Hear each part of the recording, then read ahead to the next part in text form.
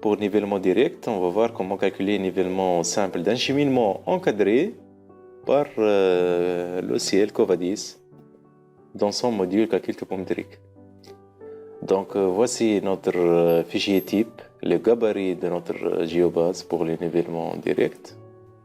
On vient de remplir toutes les informations, comme on a vu dans les vidéos précédentes.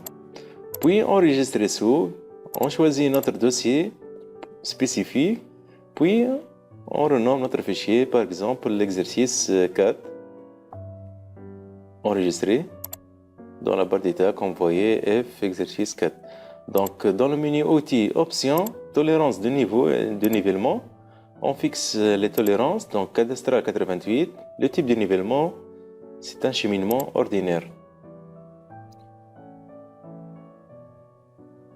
On appuie sur OK pour enregistrer les paramètres. Donc comme vous voyez, c'est un type de cheminement précision, on va le renommer ordinaire. Donc l'entête de la géobase doit être conforme aux paramètres de Covadis. Donc double-clic sur cheminement entre les points, puis on tape le point de départ, Rn.3 par exemple, on supprime les points et on tape le repère d'arrivée Rn4. Donc c'est un cheminement encadré entre Rn3 et Rn4. Après le repère, on va insérer un point, c'est-à-dire un repère. Le matricule du point, on va renommer Rn3 pour l'altitude. Donc toujours on désaccroche les coordonnées, puis on accroche l'altitude. Dans 7.356, c'est un point invariant ajouté. Donc il nous demande le point suivant, et Rn4. Donc l'altitude, ça sera 8.059 avec une désignation Rn, c'est un repère de nivellement. Donc voici les deux points viennent d'être créés, les deux repères. On enregistre toujours notre géobase. On clique sur observation, puis insérer après. On va insérer les observations, lecture du nivellement arrière. Donc matricule de points. Bien sûr, on va commencer par le repère départ Rn.3 en lecture arrière. Lecture sur la mire, veut dire fil stadimétrique Nebler. Donc en mètres, on tape 2.135. Distance horizontale, on va taper la distance entre l'appareil et le mire. Et la mire, 34.3 mètres. Désignation Rn, oui. Pour une nouvelle lecture avant, donc numéro de point T1, lecture sur la mire 2.018. La distance horizontale vers le point T1, c'est 35.2. Symbole associé, c'est un pic, veut dire piqué. Donc, il nous demande de taper une nouvelle lecture arrière. Donc, ça sera T1, lecture arrière sur T1 avec fil stadimétrique Nebler 1.861. La distance horizontale sur T1 lecture arrière, c'est 36.1. Et le symbole, bien sûr, PQ, piqué. Donc, directement, on passe aux lectures avant. Donc, numéro de point, ça sera T2. Lecture sur la mire.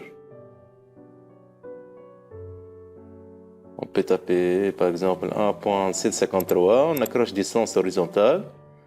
Pour activer ce champ, on tape 36.5. Le symbole associé, c'est piqué.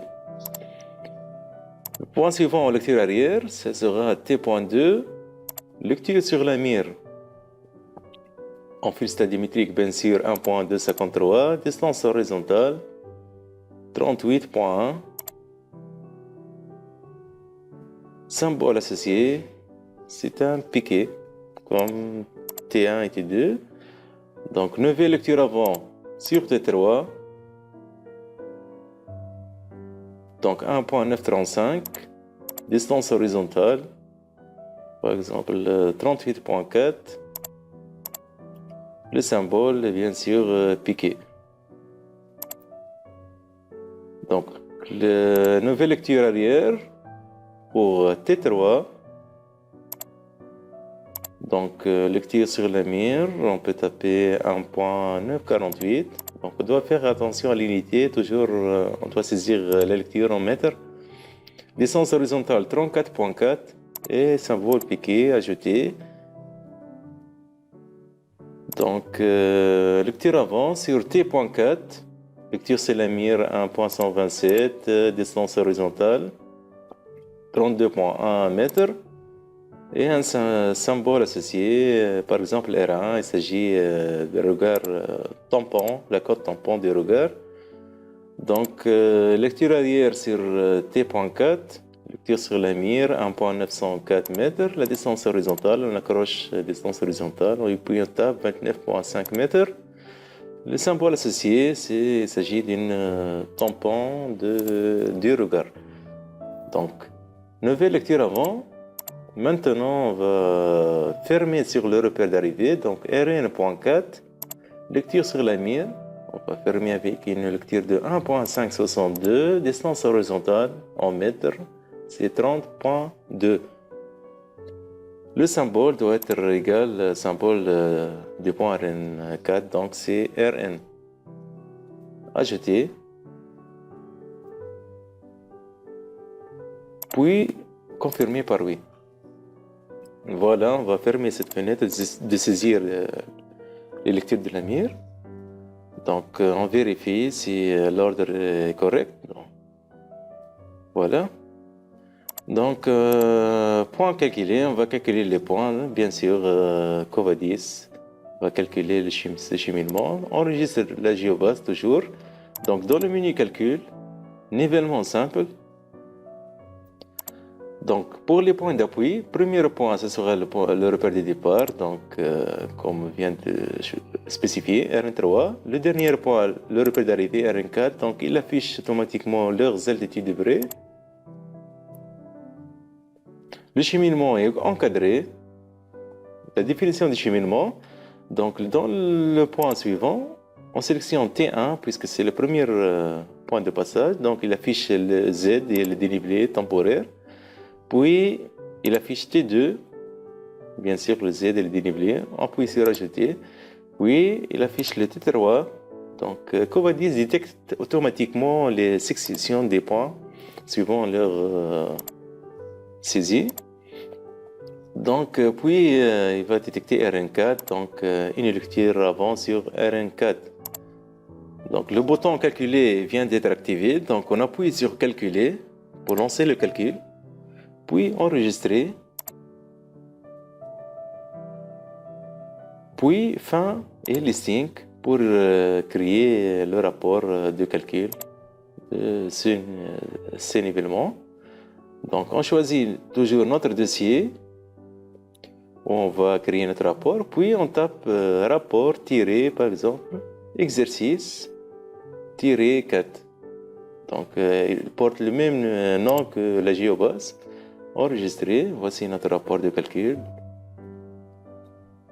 Donc, l'entête, nom de la géobase, le calcul, la date et l'heure, la tolérance utilisée, cadastre 88 avec cheminement ordinaire. Donc, puis le type de cheminement encadré est simple. On a le tableau de calcul, donc RN3, lecture arrière, lecture de tous les données brutes, puis les dénivelés bruts, puis delta ZC veut dire dénivelé compensé, puis les altitudes calculées après compensation. En bas, pour la fermeture, on a fermeture de 3 mm, une tolérance de 13 mm, et la correction par portée, ce sont des corrections qui sont divisées uniformément aux différents dénivelés, donc 1 mm pour chaque dénivelé. Donc, on peut appuyer sur le barre défilement en bas. Donc, voici le pied de page. Voilà. Donc, fichier, on va imprimer ce rapport. Merci pour votre attention et au revoir.